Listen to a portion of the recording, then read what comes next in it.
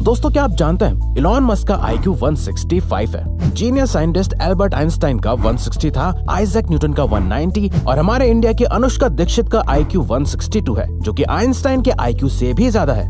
वैसे तो दुनिया के सभी लोगों का एवरेज IQ लेवल 100 के करीब होता है, पर क्या आप जानते हैं worlddata.info की एक रिपोर्ट के अकॉर्डिंग टोटल 109 कंट्रीज में से सिंगापुर एवरेज 108 IQ के साथ नंबर 1 पोजीशन पे है। वहीं अपने इंडिया का एवरेज IQ 81 है, जो इंडिया को वर्ल्ड्स एवरेज IQ की लिस्ट में 80th पोजीशन पे डालता है, जो कि काफी लो है। लेकिन हम इसे बढ़ा सकते हैं अगर हम सभी अपने IQ को और बढ़ाने पे फोकस करें, क्योंकि ज्यादा IQ वाले लोग एकेडमिकली अच्छा परफॉर्म करते हैं। ऐसे लोगों के सक्सेसफुल होने के चांसेस ज्यादा होते हैं। इनकी लर्निंग और प्रॉब्लम सॉल्विंग पावर अच्छी होती है और ऐसे लोग अपनी लाइफ में बाकियों के मुकाबले ज्यादा इनकम कमाते हैं, क्योंकि बिकॉज ऑफ हाई IQ इनके लिए कुछ भी करना बाकियों के मुकाबले आसान हो जाता है। तो इसीलिए दोस्तों हम सभी को अपने IQ को इंक्रीज करने में बहुत ज्यादा फोकस करना चाहिए। तो अगर आप भी अपना IQ और बढ़ाना चाहते हो तो वीडियो को पॉज करके अभी कमेंट्स में लिखो IQ। पर ये IQ एग्जैक्टली होता क्या है और हम अपना IQ कैसे बढ़ा सकते हैं, आइए जानते हैं। Number 1, what is IQ and how to calculate and increase your IQ। IQ का मतलब होता है इंटेलिजेंट कोशेंट।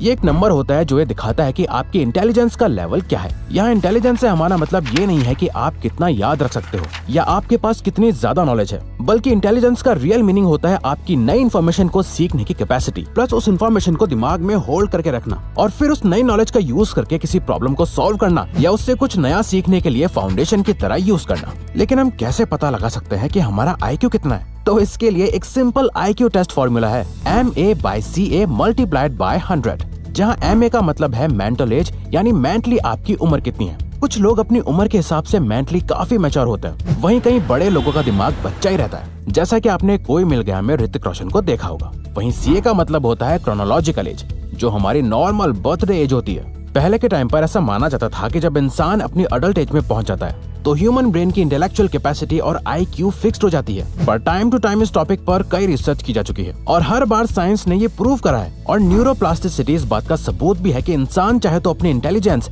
यानी IQ को बढ़ा सकता है। न्यूरोप्लास्टिसिटी का मतलब होता है हमारा ब्रेन अपने न्यूरॉन कनेक्शंस को मॉडिफाई या उसमें कोई चेंज कर सकता है। इस डिस्कवरी के अकॉर्डिंग हमारा ब्रेन का जो ग्रे मैटर होता है, जो हमारे control movement, memory, logical reasoning और इमोशंस के लिए रिस्पॉन्सिबल है, वो टाइम के साथ एक्सपैंड और श्रिंक यानी बढ़ या घट सकता है, जैसा कि हमारी मसल्स के साथ होता है। अगर हम एक्सरसाइज नहीं करेंगे, उन्हें यूज नहीं करेंगे, तो वो लॉन्ग टर्म में बहुत डैमेज हो जाती हैं। वैसे अगर हमारे ब्रेन मसल्स की एक्सरसाइज नहीं होगी तो कई न्यूरॉन कनेक्शंस का यूज ना होने की वजह से आपकी मेमोरी अफेक्ट होने लगती है और आपके कॉग्निटिव फंक्शंस भी कमजोर होते जाते हैं। इसीलिए सबसे पहली बात आपको ये जानना जरूरी है कि आपकी IQ फिक्स नहीं है और सही ट्रेनिंग से आप अपनी IQ बढ़ा सकते हो। पर रिवायर्स अपनी IQ बढ़ानी कैसे? वेल, IQ कभी एक रात में नहीं बढ़ती। जैसे आप कुछ दिनों में ही अच्छी बॉडी नहीं बना सकते हैं, वैसे ही अपने ब्रेन मसल्स को स्ट्रॉन्ग करने के लिए आपको बहुत टाइम तक कंसिस्टेंटली प्रैक्टिस करते रहना बहुत जरूरी है। प्रैक्टिसेस जैसे number 2, expand your imagination using all 5 senses. दोस्तों आज के टाइम पे जो सबसे ज्यादा बड़ी प्रॉब्लम हम सभी फेस कर रहे हैं वो ये है कि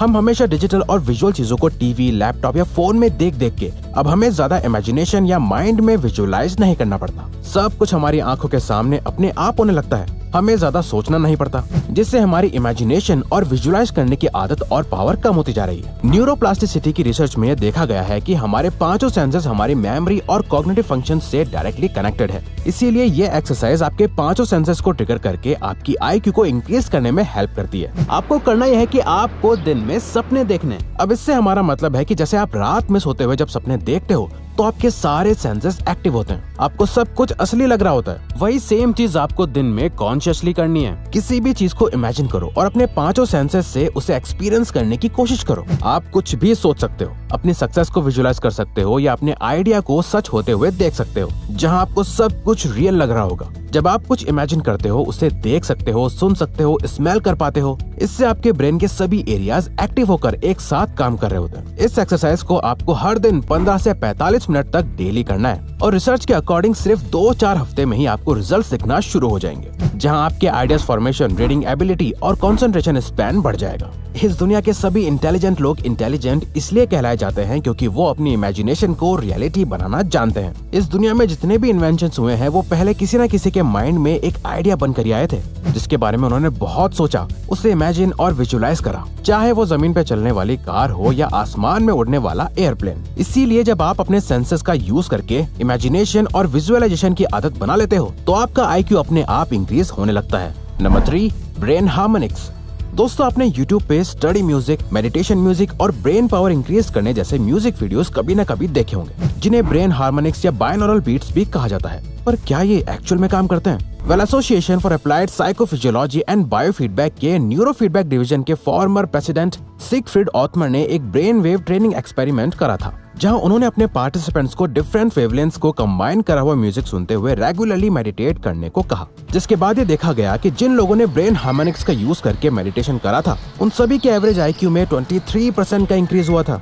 दोस्तों, हमारा ब्रेन 2 हिस्सों में डिवाइडेड है जो अलग अलग तरह से काम करता है। ब्रेन हार्मोनिक्स में कुछ साउंड्स को ऐसे डिजाइन करा जाता है जिसे सुनकर आपके ब्रेन के दोनों पार्ट एक साथ सिंक हो जाते हैं, जिससे हमारे ब्रेन में कई चेंजेस आते हैं। आपके न्यूरॉन कनेक्शन स्ट्रॉन्ग हो जाते हैं और आपका IQ भी इंक्रीज होने लगता है। इसे करने के लिए आपको हफ्ते में कम से कम 4 दिन रेगुलरली 30 मिनट के लिए ऐसे साउंड्स को सुनना है, जिसे सुनते हुए आप चाहो तो मेडिटेशन कर सकते हो, स्टडी या कोई प्रॉब्लम और आइडिया पे काम कर सकते हो, जो आपकी कंसंट्रेशन, मेमोरी और ब्रेन पावर को बढ़ाएगा। Number 4, do something new and creative daily. American psychologist Richard J Haier ये देखना चाह रहे थे कि अगर ह्यूमन ब्रेन को किसी नॉवल यानी नई एक्टिविटीज में पार्टिसिपेट कराया जाए जो उसने पहले कभी एक्सपीरियंस ना करी हो, तो उस दौरान ब्रेन में किस तरह के चेंजेस आते हैं। जिसके लिए उन्होंने टेट्रिस गेम को एक नॉवल एक्टिविटी की तरह लिया, जहां उन्होंने ये वीडियो गेम उन लोगों को खिलाया जिन्होंने कभी अपनी लाइफ में ऐसा कुछ नहीं खेला था। इसके बाद कई हफ्ते तक पार्टिसिपेंट्स उस गेम को खेलते थे और साइकोलॉजिस्ट्स उनके ब्रेन फंक्शंस को स्टडी करते थे, जिसमें ये पाया गया कि कई हफ्तों की ट्रेनिंग के बाद पार्टिसिपेंट्स के ब्रेन के कॉर्टिकल की थिकनेस बढ़ गई थी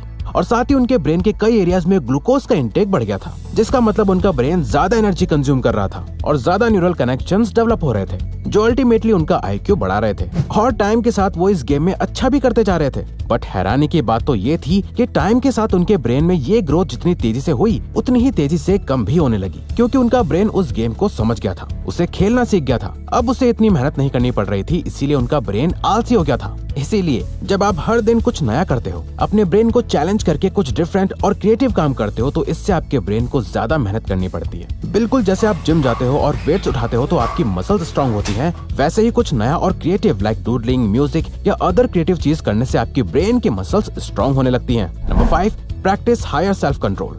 सेल्फ कंट्रोल और इंटेलिजेंस आपस में बहुत ज्यादा कनेक्टेड है और अपने ऊपर कंट्रोल रखने से आप अपना IQ इंक्रीज कर सकते हो। 2009 की येल स्टडी में पार्टिसिपेंट्स को एक IQ टेस्ट करने को दिया और उन्हें ऑप्शन दिया कि इस IQ टेस्ट के बदले उन्हें रिवॉर्ड मनी दी जाएगी, पर उनके पास ऑप्शन था कि वो IQ टेस्ट देने के बाद इमीडिएटली ये रिवॉर्ड ले सकते थे या फिर वेट करके बाद में ले सकते थे।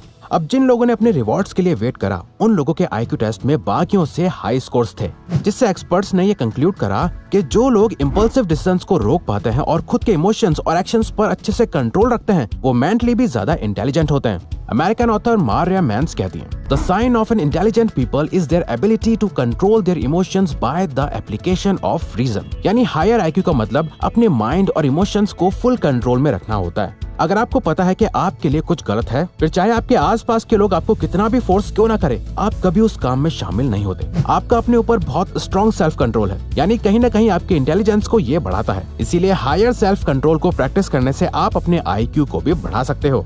तो अगर आपको ये वीडियो अच्छी लगी तो वीडियो को लाइक और सब्सक्राइब बटन पे क्लिक करके इस चैनल को सपोर्ट करो और हाँ, बेल नोटिफिकेशन ऑन कर लीजिएगा ताकि आप आने वाली वीडियोस मिस ना कर पाओ। Thank you for watching.